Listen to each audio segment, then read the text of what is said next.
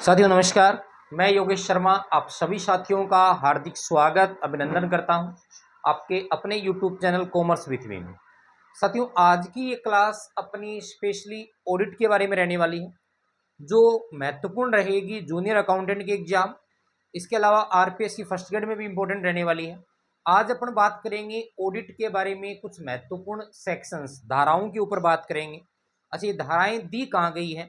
तो धाराओं को बताया गया है कंपनी अधिनियम 2013, क्योंकि ऑडिट का क्षेत्र विस्तृत है। ऑडिट एकल स्वामित्व वाला व्यक्ति भी करवा सकता है, कंपनी भी करवा सकती है, लेकिन ऑडिट जिनके लिए मैंडेटरी है यानी अनिवार्य जो अंकेक्षण है वो कंपनी के लिए है। कंपनी अधिनियम 2013 है, उसका चैप्टर नंबर जो 10 है जिसका नाम है ऑडिट एंड ऑडिटर, उसमें कंपनी के कुछ महत्वपूर्ण सेक्शंस दिए गए हैं जिनका रिलेशन ऑडिट के साथ है। आज अपन उन्हीं महत्वपूर्ण सेक्शंस को डिस्कस करने वाले हैं। सबसे पहले अपन बात करें कि अपने काम की धाराएं कौन कौन सी हैं। सेक्शन 139 यानी 139, 140, 41, 42, 43, 44, 45, 46, 47 और 48।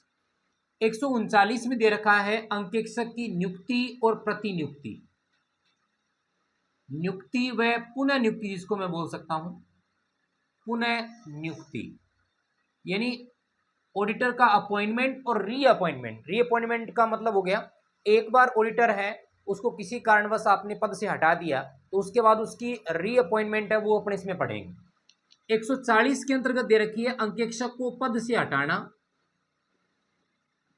पद से हटाना, या अंकेक्षक का क्या हो सकता है त्याग पत्र। देखिएगा दोनों अलग अलग केस बन रहे हैं और दोनों में जो पुनः नियुक्ति के संदर्भ में जो फॉर्मेलिटीज हैं वो उसके टाइप भी अलग अलग हैं, तो इसको अपन को विशेष तौर पर पढ़ना है। अंकेक्षक को पद से हटाना और उसका क्या है त्याग पत्र।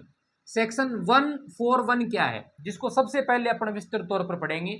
यहां दे रखी है अंकेक्षक की योग्यता और अयोग्यता। क्या दे रखी है? योग्यता व अयोग्यता को बताया गया है कि अंकेक्षक की क्या क्या क्वालिटीज और डिसक्वालिटीज हैं। सेक्शन 142 में 142 में ये बताया गया है अब कोई व्यक्ति काम करेगा तो सीधी सी बात है किसी न किसी प्रतिफल के लिए करेगा, तो यहां उसका प्रतिफल क्या होगा? अंकेक्षक का प्रतिफल है साथियों पारिश्रमिक, रेमुनरेशन। अंकेक्षक का पारिश्रमिक क्या होगा? अंकेक्षक को पारिश्रमिक कौन देगा? किस व्यक्ति के अपॉइंटमेंट पर उसको पारिश्रमिक देने का तरीका क्या होगा? उन सारी बातों को डिस्कस किया गया है सेक्शन 142 पर। 143 का जो संदर्भ है वो अपन पढ़ने का अगर तरीका देखें तो 141 में योग्यता अयोग्यता है, 143 में दे रखा है वो अंकेक्षक के अधिकार व कर्तव्य दे रखे हैं, राइट्स एंड ड्यूटीज, अधिकार व कर्तव्य। अब देखिएगा अधिकार वो होते हैं जो किसी व्यक्ति को काम करने का पावर देते हैं और ड्यूटीज वो हैं जो अधिकारों को उपयोग में लेकर के व्यक्ति जिन कामों को करेगा। क्लियर? 144 में क्या है? 143 में तो काम और अधिकार हैं, 144 में वो बातें बताई गई है जो अंकेक्षक सेवाएं कंपनी को नहीं दे सकता। साथियों सिंपल तौर पर कंपनी अंकेक्षण की अपन बात करें तो एक तरीके से अंकेक्षण जांच है। बिना शक के आपके लेखा पुस्तकों की, आपके अंतिम वित्तीय विवरणों की जो जांच है उसे अपन अंकेक्षण कहते हैं। अब अंकेक्षण करने वाला व्यक्ति है वो कभी भी घर का व्यक्ति नहीं हो सकता। घर का व्यक्ति होने का मतलब कंपनी का कोई सदस्य, कंपनी का कोई डायरेक्ट या इनडायरेक्ट कोई लिंक्ड व्यक्ति है वो ऑडिट नहीं कर सकता। ऑडिट करने की योग्यता एक तो वो है कि वो आईसीआई का सदस्य होना चाहिए यानी इंस्टीट्यूट ऑफ चार्टर्ड अकाउंटेंट का, और दूसरी बात वो फुली प्रैक्टिस में होना चाहिए यानी पूर्ण रूप से एक तरीके से अपन कह सकते हैं अभ्यासरत अंकेक्षक होना जरूरी है। तो यहां पर 144 में है अंकेक्षक द्वारा नए प्रदान की जाने वाली सेवाएं। क्या बताया मैंने? अंकेक्षक द्वारा नए प्रदान की जाने वाली सेवाएं।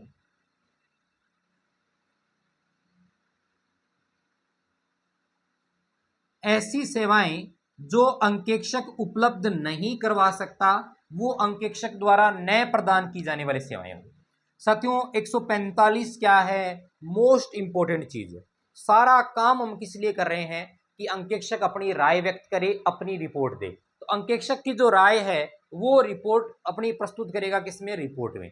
यानी अंकेक्षक अपनी राय किसमें व्यक्त करता है, जो उसने डॉक्यूमेंट्स चेक किए हैं अपनी राय व्यक्त करेगा वो अंकेक्षण रिपोर्ट में करेगा। अंकेक्षण रिपोर्ट, जिसको साथियों मैं कह सकता हूं ऑडिट रिपोर्ट के नाम से भी जान सकता हूं। तो 145 में क्या दे रखा है, अंकेक्षण रिपोर्ट पर हस्ताक्षर दे रखे हैं कि ऑडिट रिपोर्ट पर हस्ताक्षर कौन करेगा, उसकी योग्यता क्या होगी, इन सारे पॉइंट्स को बता रखा है सेक्शन 145 में। 146 क्या है, 146, 147 और 148 तीन चीजें अपने पास बचती हैं। तो साथियों 145 में अपन ने पढ़ा अंकेक्षण रिपोर्ट पर क्या है, हस्ताक्षर।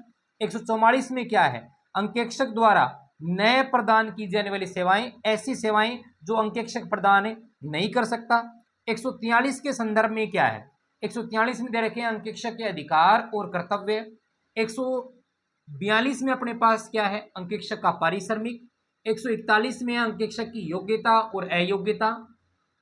140 में अपने पास है अंकेक्षक को पद से हटाने का तरीका क्या है। 139 में दे रखा है इसकी नियुक्ति और पुनर्नियुक्ति। अब अपने पास सेक्शंस बचते हैं तीन सेक्शंस कौन कौन से हैं, 146, 147 और 148।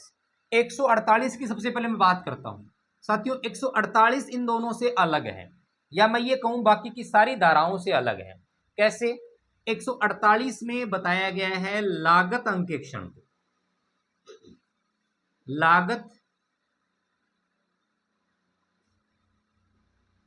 अंकेक्षण को, यानी एक तरीके से अपन कह सकते हैं कि ये उन संस्थाओं के लिए जरूरी है जहां वस्तुओं का निर्माण होता है। निर्माणी संस्थाओं के संदर्भ की बात करें, वहां आपकी कॉस्ट अकाउंटिंग करवाई जाती है। किन संस्थाओं को करवानी चाहिए, किन संस्थाओं के लिए अनिवार्य है, इसकी अनिवार्यता को डिसाइड करने का अधिकार सेंट्रल गवर्नमेंट को है। इसके अलावा बात करें सेक्शन 147 के संदर्भ की मैं बात कर रहा हूं, तो 147 में साथियों आपको दे रखा है अंकेक्षक पर लगाया गया जुर्माना। अंकेक्षक पर लगाया गया क्या है, जुर्माना। सेक्शन बच गया 146। अब 146 सेक्शन क्या है, इसमें किससे संबंधित बात बताई गई है, ये क्वेश्चन साथियों मैं आपके लिए छोड़ रहा हूं। जो साथी इसको देख रहे हैं वीडियो को, वो जरूर कमेंट करें कि सेक्शन 146 का संबंध अंकेक्षक के परिप्रेक्ष्य में किससे संबंधित रह गया। आप उसका आंकलन यहां से भी लगा सकते हैं कि जो पॉइंट्स मैंने यहां कवर करवा दिए, इसके अलावा अंकेक्षण से संबंधित ऐसी कौन सी बात बची है जो कि अंकेक्षक की किसके संदर्भ में हो सकती है, 146 के रिलेटेड हो सकती है। साथियों कहीं ना कहीं 146 अंकेक्षक का अधिकार भी हो सकता है और अंकेक्षक का क्या हो सकता है, कर्तव्य भी हो सकता है। चलिए मैं बता ही देता हूं। सेक्शन 146 हमें बताया गया है किससे संबंधित, अंकेक्षक का एजीएम में, यानी एनुअल जनरल जो मीटिंग है, वार्षिक जो साधारण सभा है, उसमें उपस्थित होने का अधिकार से संबंधित जो बात है वो कहां बताई गई है, 146 में बताई गई है। यानी एजीएम में उपस्थिति से संबंधित, एजीएम में उपस्थिति से संबंधित जो बातें हैं वो कहां बताई गई है, सेक्शन 146 में बताई गई। तो ये सारी महत्वपूर्ण धाराएं थी, उनसे संबंधित जो महत्वपूर्ण कॉन्सेप्ट्स थे जिनके बारे में बात की। बाकी का डिस्कशन नेक्स्ट क्लास में साथियों। Thank you.